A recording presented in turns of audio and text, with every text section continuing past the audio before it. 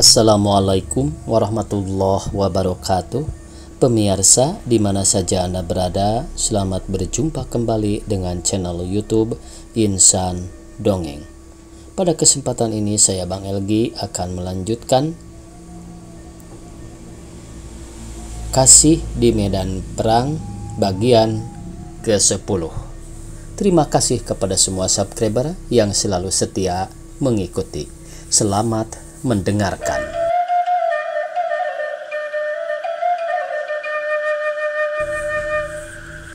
Gani meneruskan pemeriksaannya di ruangan 9. Ia mendengar bunyi keletrak-keletrik di dapur, dan tatkala ia masuk ke situ, tampak olehnya seorang laki-laki kurus tengah mencuci gelas.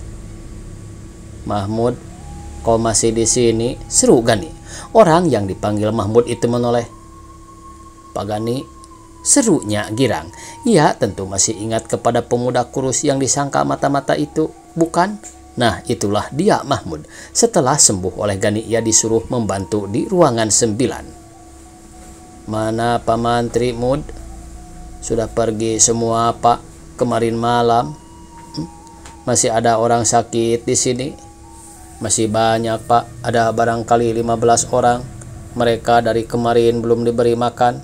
Dan itu, Pak, yang di kamar ujung kemarin berteriak-teriak saja. Tapi sekarang tak kedengaran lagi suaranya." "Mengapa tak kau lihat? Saya takut, kamarnya sangat gelap." "Kau pun tentu belum makan, bukan, Mud?" Mahmud tak menyahut. "Pergilah ke dapur, bantu Pak Oman di sana. Kalau sudah matang segera bawa kemari. Bagikan saja sendiri," kata Gani sambil diajaknya Lela pergi melihat ke kamar ujung. Di pintu kamar itu tergantung papan kecil dengan tulisan, "Jangan ribut." Gani tahu bahwa kamar itu biasa dipakai untuk pasien tetanus. Tetapi heran juga ia karena biasanya pasien tetanus suka terkejut kalau pintu dibuka. Sedang kali ini diam saja Lela ragu-ragu masuknya, tapi Gani menuntunnya. Jendela segera dibuka dan bersamaan dengan itu Lela memekik. Terkejut ia melihat orang sakit itu terlentang di lantai. Keadaannya sangat menakutkan. Bibirnya sedikit terbuka dan lidahnya terjulur keluar, terjepit di antara kedua belah giginya. Sedang tangannya mengacung ke atas bagai orang yang akan memetik buah, dan matanya terbuka lebar seperti mata orang marah. Dengan tenang Gani mengambil selimut lalu ditutupnya mayat itu. Kemudian ia berjalan lagi memeriksa pasien-pasien lainnya. Bermacam-macam penyakit orang sakit itu, dan bermacam-macam pula keadaannya. Ada yang berak di kasur, ada yang kencing di kain. Kesemuanya menunjukkan bahwa mereka telantar. Melihat keadaan itu Gani merasa amat mendongkol, terutama mendongkol kepada Pak Ishak. Pak Ishaklah yang sebenarnya harus bertanggung jawab terhadap orang-orang sakit ini sesuai dengan tugas yang telah diterimanya. Sedang sekarang batang hidungnya pun tak kelihatan. Gani berjalan terus, semua ruangan laki-laki diperiksa, dan hasilnya total jenderal dari ruangan laki-laki ia menemukan 17 orang penderita yang ketinggalan, dan 2 orang diantaranya telah kaku jadi mayat. Selesai memeriksa ruangan laki-laki, Gani meneruskan pemeriksaannya ke ruangan wanita. Di ruangan wanita ternyata masih ketinggalan 13 orang penderita dan 2 mayat.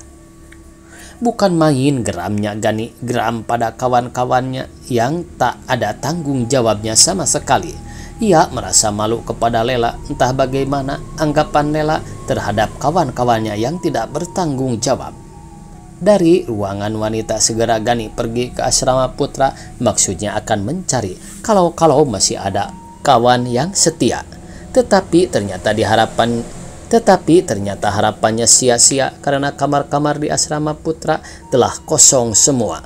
Lemari-lemari pakaian jungkir balik, ada yang miring, ada yang terguling. Lantai penuh dengan sampah bercampur dengan abu rokok dan sobekan-sobekan kertas.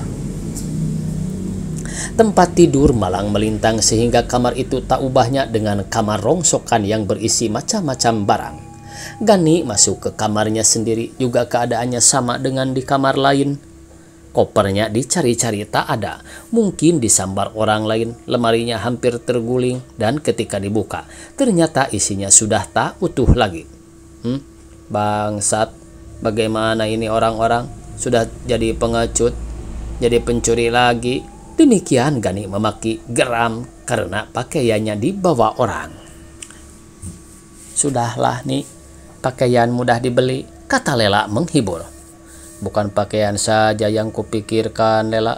Pakaian tak jadi apa, semuanya pun boleh mereka ambil, asal jangan meninggalkan orang sakit. Lela tak berkata lagi, ia maklum Gani sedang panas hatinya. Gani duduk di sampingnya, tangannya yang halus itu diletakkan ke pundak Gani. Sudahlah nih, jangan pikirkan orang lain. Mari kita bekerja dengan tenaga yang ada saja, ajaknya sambil ditekankannya punggung Gani. Gani malu hati mendengar ajakan Lela itu, ajakan yang penuh kesanggupan. Ditatapnya gadis itu sejurus lamanya dan Lela senyum. Mari nih, ajaknya lagi. Lela, kata Gani terputus-putus sambil didekapnya gadis itu. Kini semangat Gani pulih kembali. Ia bangkit lalu diajaknya Lela pergi.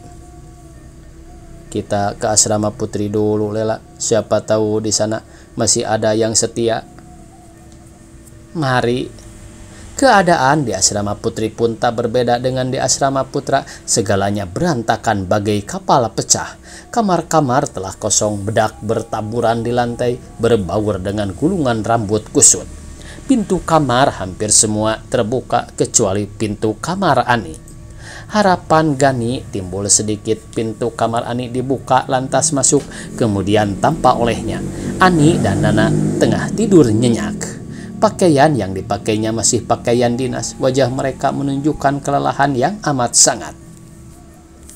Gani dan Lela segera membangunkan mereka. Tubuh Ani dan Nana digoyang-goyang, tapi keduanya tidur terus. Diulang lagi, digoyang-goyang seperti tadi. Tapi juga sia-sia. Ani dan Nana tak juga jaga. Baru sekali ini Gani melihat orang tidur sekebal itu. Rupanya mereka terlampau letih.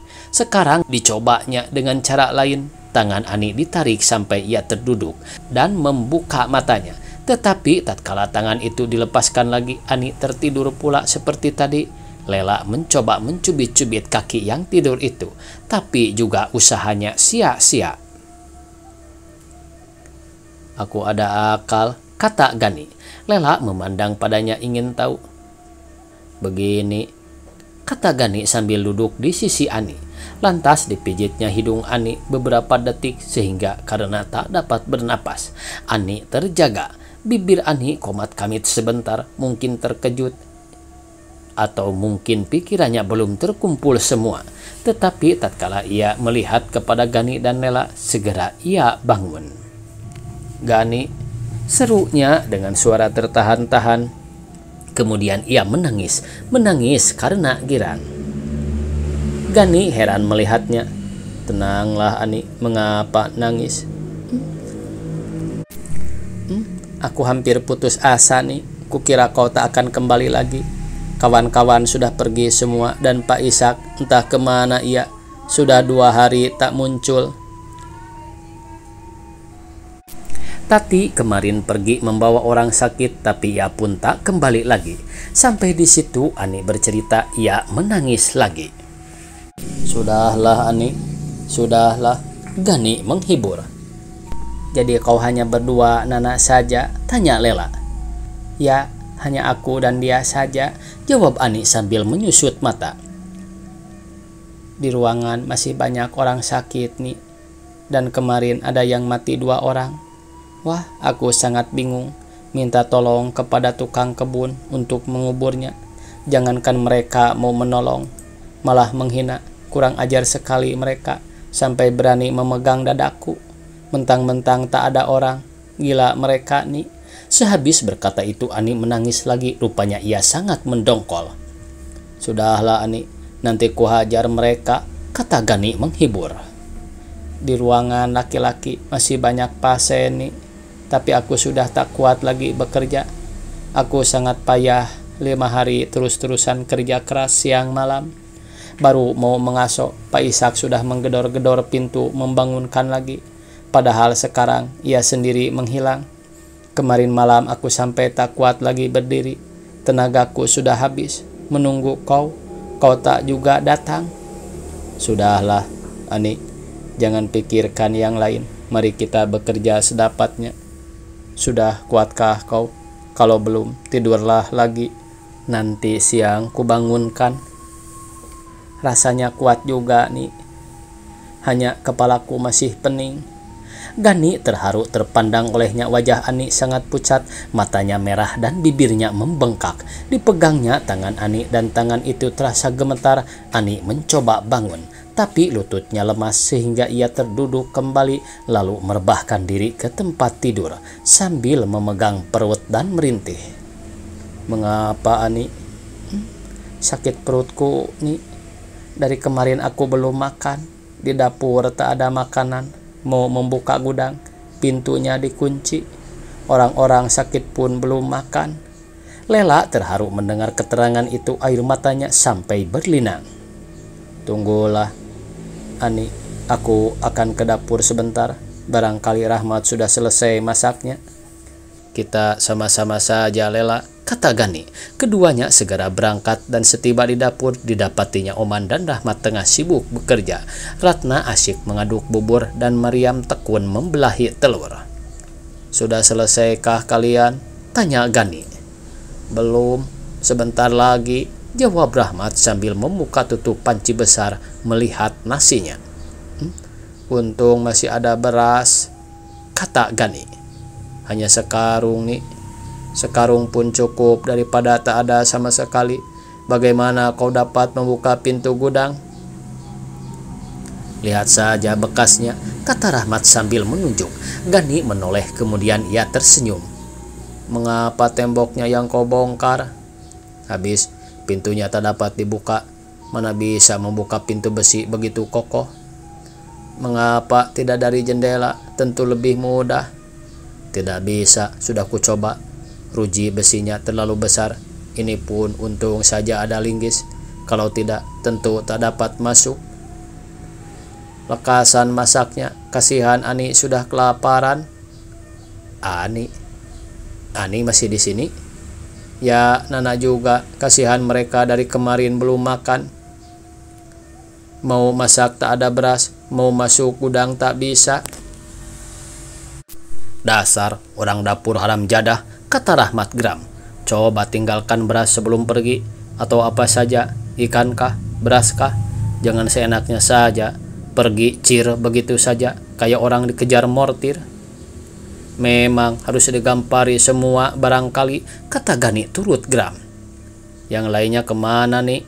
Tanya Oman. Tak ada lagi, hanya Ani dan anak saja. Bagaimana sih? Tak ada tanggung jawabnya sekali mereka. Orang kata Man, kata Gani sambil berpaling kepada Rahmat. Mari sebentar Mat, ajak Gani. Mau apa? Mari kemari, ada yang penting. Rahmat segera mengikut Gani ke samping dapur dan Gani segera berbisik-bisik kepadanya. Selama mendengarkan bisik-bisik Gani itu, kadang-kadang Rahmat mengentakkan kakinya seperti yang geram. Kadang-kadang tinjunya dikepalkan seperti hendak memukul. Mari kita hajar, katanya setelah Gani selesai berbisik-bisiknya. Mari, kata Gani. Sebelum pergi, Gani berpesan dulu kepada Oman. Man, kalau sudah matang, urus saja sendiri. Dan jangan lupa Ani dan anak kirim makanan. Kau mau kemana? Aku mau mengubur dulu yang mati, jawab Gani lalu kepada Rahmat. Sudah Mat? Tunggu sebentar nih, kata Rahmat sambil lari ke dapur mengambil pisau daging lalu disisipkannya pisau itu ke pinggang dan pergilah ia menyusul Gani. Apakah mereka masih ada di sini nih? Jangan-jangan sudah pergi. Kurasa masih ada Mat, mari cepatan dikit. Keduanya berjalan cepat-cepat menuju ke bengkel rumah sakit yang terletak di belakang. Gani berjalan di muka sambil matanya melihat-lihat ke kanan kiri. Di beranda bengkel tampak barang-barang rumah sakit yang bertumpuk-tumpuk, di antaranya banyak kain-kain spray dan sarung pasien.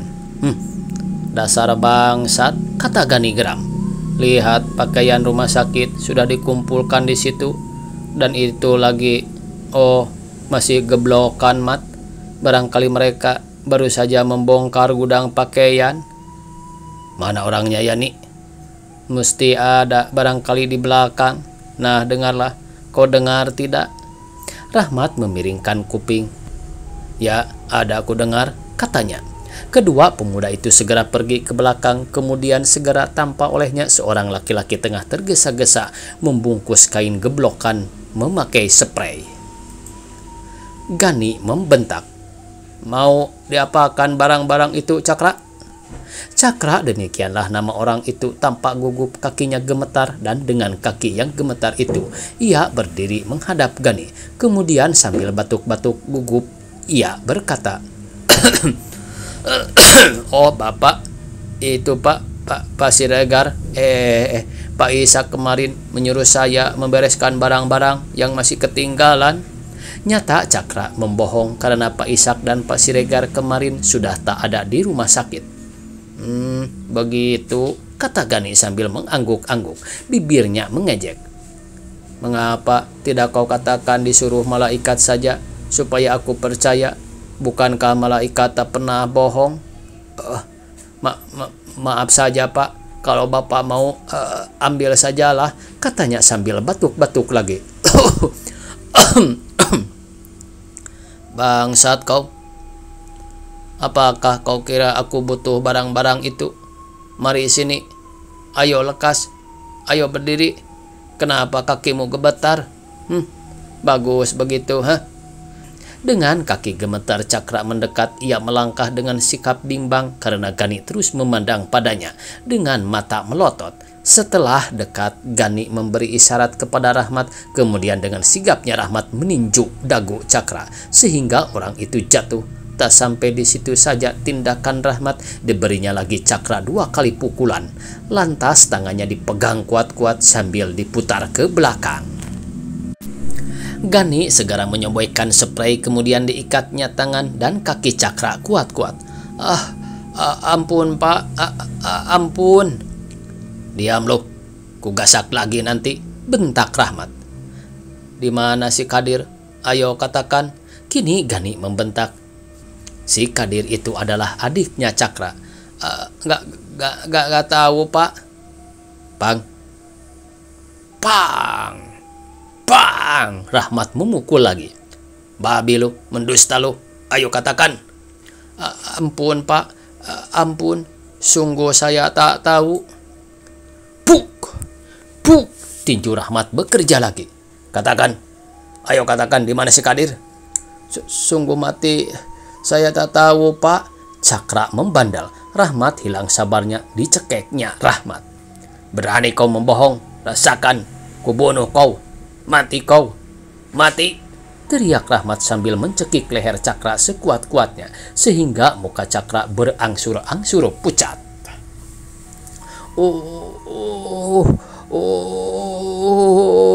Demikian keluar suara dari mulutnya. Rahmat segera mengendorkan cekikannya. Katakan lekas, di mana adikmu atau ku bunuh kau? Cakra mengerti bahwa Rahmat tidak main-main, tapi ia masih juga membisu.